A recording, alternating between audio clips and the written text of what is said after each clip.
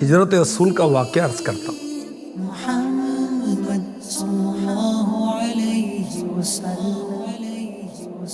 مدینے کے انصار کے بڑے بڑے سردار آخری نبی صلی اللہ علیہ وسلم کے ہاتھ پر بیعت کرتے ہیں، اسلام اور میرے آقا علیہ الصلوۃ والسلام کی حفاظت میں جانیں قربان کرنے کی۔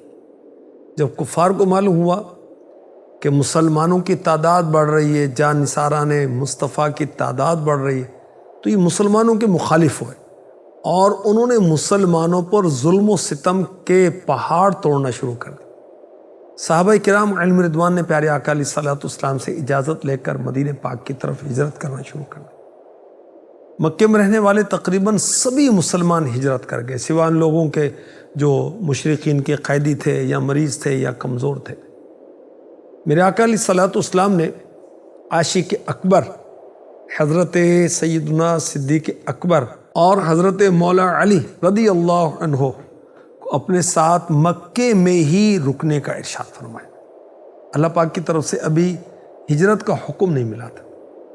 حضرت سیدنا ابو بکر صدیق رضی اللہ عنہ انتظار میں تھے کہ پیارے آقا علیہ الصلوۃ والسلام کے ساتھ سفر ہجرت کا موقع ملے۔ بڑے شوق سے 4 مہینوں تک اپنی 2 اونٹنیوں کو کیکر کے پتے کھلائے تاکہ سفر ہجرت میں کام آئے۔ دار ندوہ وہ جگہ تھی جہاں مکے میں کفار اپنی میٹنگ کیا کرتے تھے، مشورے کیا کرتے تھے۔ تو یہاں انہوں نے یہ میٹنگ کی کہ ہر قبیلے سے ایک نوجوان کو سلیکٹ کیا جائے اور سب معاذ اللہ میرے آقا علیہ الصلوۃ والسلام پر یک بارگی حملہ کر دیں۔ تو سب قبیلوں سے خون بہا نہیں لیا جا سکے گا۔ خون بہا کیا ہوتا ہے؟ قتل کی قیمت، معاوضہ۔ جبریل امی سید الملائکہ علیہ الصلوۃ والسلام نے اس بات کی خبر مکہ مدینے کے تاجور صلی اللہ علیہ وسلم کو دی۔ اللہ پاک کا حکم آ گیا کہ مکے سے مدینے کی طرف ہجرت کرنی۔ دوپہر کا وقت تھا۔ میرے نبی، آخری نبی مکی مدنی صلی اللہ علیہ وسلم صدیق اکبر کے گھر آ کر انہیں ہجرت کی اجازت ملنے کا بتاتے ہیں اور یہ بتاتے ہیں کہ آج ہی رات ہجرت کا ارادہ ہے۔ اب عاشق اکبر کا عشق رسول دیکھیے۔ یہ خبر سنتے ہی عرض کی، یا رسول اللہ، میرے ماں باپ آپ پر قربان، کیا مجھے بھی آپ کے ساتھ چلنے کا شرف ملے گا؟ فرمایا ہاں، تم ہی میرے رفیق سفر ہوگے۔ یہ سنتے ہی صدیق اکبر اتنا خوش ہوئے کہ آنکھوں سے آنسو جاری ہو گئے، خوشی کے آنسو۔ 2 اونٹنیاں صدیق اکبر رضی اللہ عنہ نے سفر ہجرت کے لیے پال رکھی تھی۔ ایک بہتر اونٹنی بارگاہ رسالت میں سواری کے لیے پیش کی۔ میرے آقا علیہ الصلوۃ والسلام نے اسے قیمت لگا کر ہی قبول کیا۔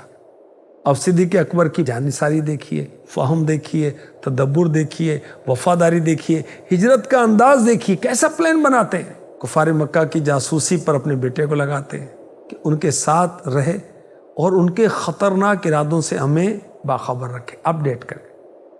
اپنے غلام کو غار ثور میں قیام کے دوران بکریوں کا دودھ پہنچانے کا کام سونپتے ہیں۔ اپنی بیٹی کو کھانے کا انتظام کرنے کا فرماتے ہیں اور 3 دن غار میں کھانا پہنچانے کی ذمہ داری بیٹی کی لگاتے ہیں۔ اور عبداللہ بن عریقط جو کہ مشرک تھا، اسے مدینہ پاک کا راستہ دکھانے کے لیے کرائے پر رکھتے ہیں۔ سبحان اللہ، کیسی پلاننگ ہے۔ میرے آقا علیہ الصلوۃ والسلام کی ہجرت کے لیے کھانا تیار ہوتا ہے صدیق اکبر کے گھر، اور صدیق اکبر کی شہزادی کھانا تیار کرتی ہیں۔ عاشق اکبر صدیق اکبر نے اپنے گھر میں جمع کیا ہوا سب مال اپنے پاس جو لیا تھا ساتھ لے لیا۔ کتنا تھا وہ مال؟ 5000 درہم یا 7000 درہم۔ اور باپ کو معلوم نہ ہو، ابھی انہوں نے قبول اسلام نہیں کیا تھا والد نے۔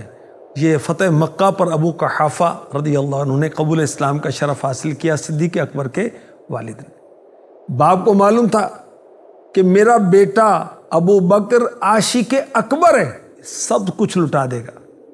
پوتی کو کہا، لگتا ہے تمہارا باپ سب کچھ ساتھ لے گیا، تمہارے لیے کچھ نہیں چھوڑا۔ تو بیٹی کن کی تھی؟ صدیق اکبر کی۔ کہا، دادا جان ہمارے لیے خیر چھوڑ کر گئے ہیں، وہ جلدی سے اس جگہ جہاں مال رکھا جاتا ہے پتھروں کی ٹکڑیاں رکھ دی اور نابینا دادا کا ہاتھ لگوایا، دیکھیں کچھ رکھا ہوا ہے نا۔ اب وہ مطمئن ہو گئے۔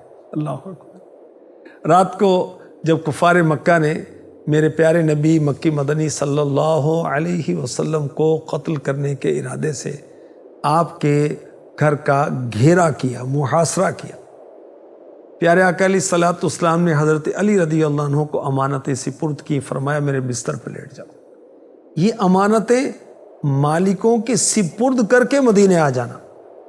حضرت علی مشکل کشا رضی اللہ عنہ رات بڑے سکون سے میٹھی نیند سوتے ہیں۔ کیوں؟ یقین ہے کہ آج رات شہادت نہیں ہو سکتی، کیونکہ اللہ کے حبیب صلی اللہ علیہ وسلم نے فرما دیا کہ امانت سپرد کرنا اور پھر میرے پاس آ جانا۔ اللہ کے حبیب صلی اللہ علیہ وسلم نے ایک مٹھی خاک مٹی ہاتھ میں لی، سورہ یاسین شریف کی ابتدائی آیتوں کی تلاوت فرماتے ہوئے گھر سے باہر تشریف لائے، اور جو گھیرا کیے ہوئے کافر تھے ان کے سروں پر مٹی ڈالتے ہوئے میرے آقا علیہ الصلوۃ والسلام اس شان سے تشریف لے گئے کہ کسی کو نظر نہیں آیا۔ مقام حزورہ پر کھڑے ہو کر کعبے کو دیکھا۔ میرے آقا علیہ الصلوۃ والسلام نے فرمایا اے شہر مکہ، تو مجھے دنیا میں سب سے زیادہ پیارا ہے، اگر میری قوم مجھ کو مجبور نہ کرتی میں تیرے سوا کہیں اور نہ جاتا۔ پیارے آقا علیہ الصلوۃ والسلام کے ہم سفر ہیں صدیق اکبر رضی اللہ عنہ، مکے سے مدینے کی طرف روانہ ہوتے ہیں۔ چلنے کا انداز کیا ہے؟ آئے ہے، کبھی آگے کبھی پیچھے چلتے ہیں۔ کس لیے؟ کہ اگر کوئی نقصان پہنچانا چاہے تو میں آڑے آ جاؤں۔ سبحان اللہ۔ راستے میں صدیق اکبر کی مبارک انگلی زخمی ہو گئی، خون صاف کرتے ہوئے کہہ رہے ہیں اے انگلی، تجھ سے صرف خون ہی تو بہا ہے، تجھے جو تکلیف آئی ہے کیا وہ اللہ پاک کی راہ میں نہیں ہے؟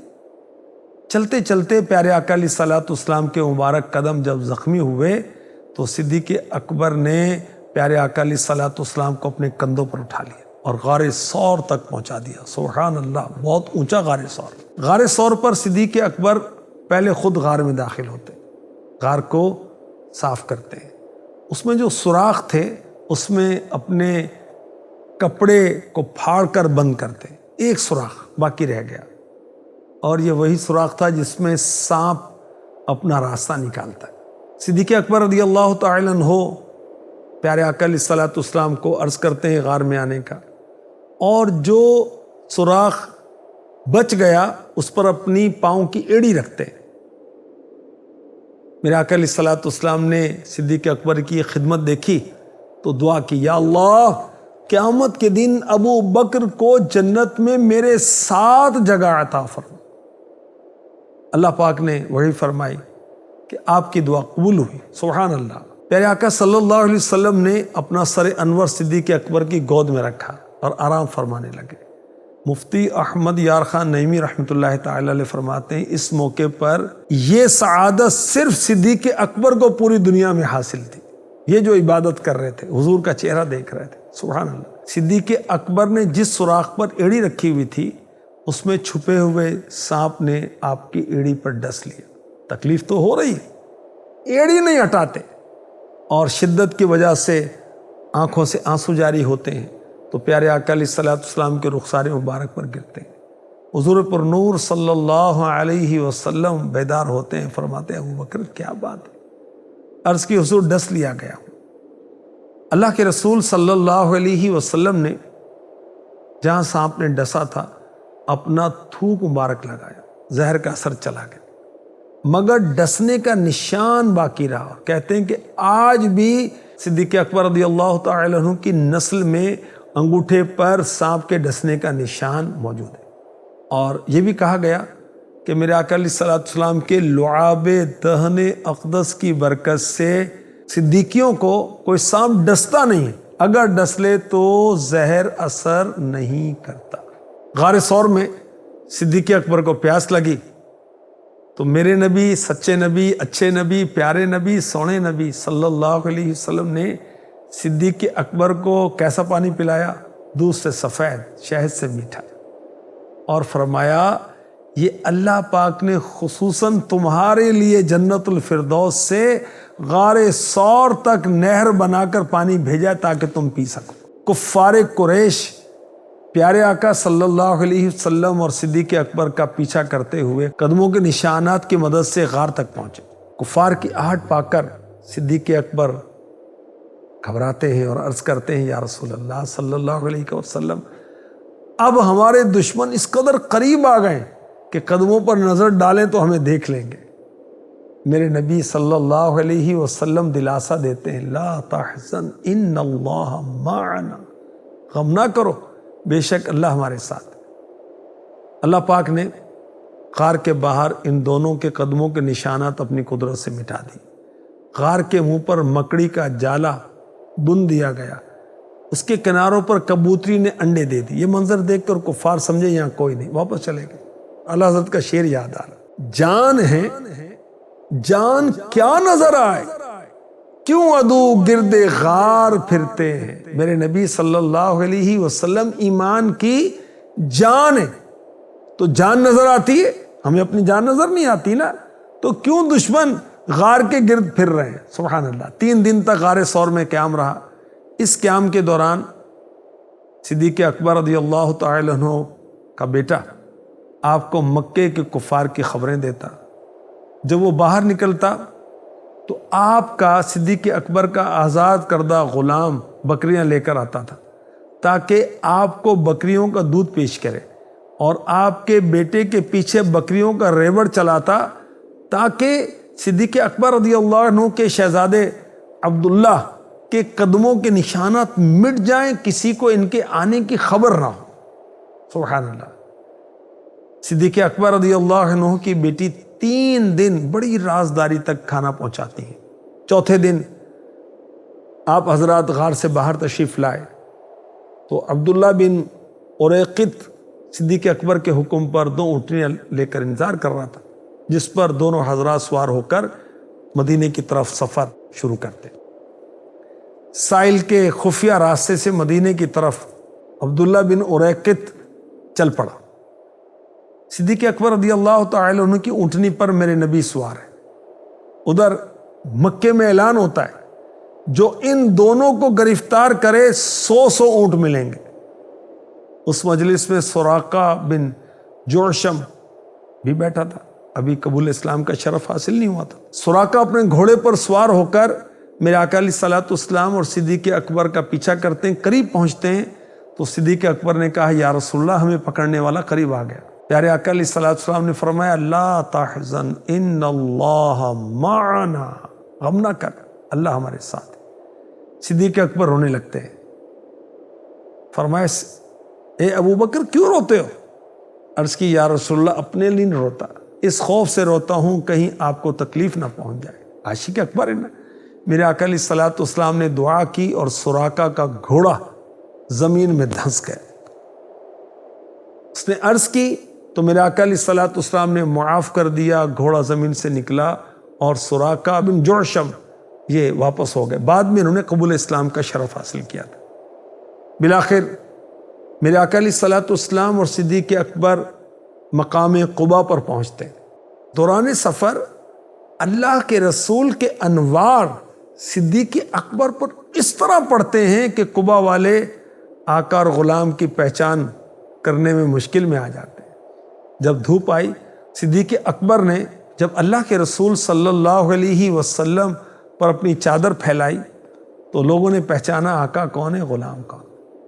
قبا میں اللہ کے رسول صلی اللہ علیہ وسلم 12 ربیع الاول پیر کے دن پہنچے، اور یہی تاریخ اسلامی کی ابتدا ہے۔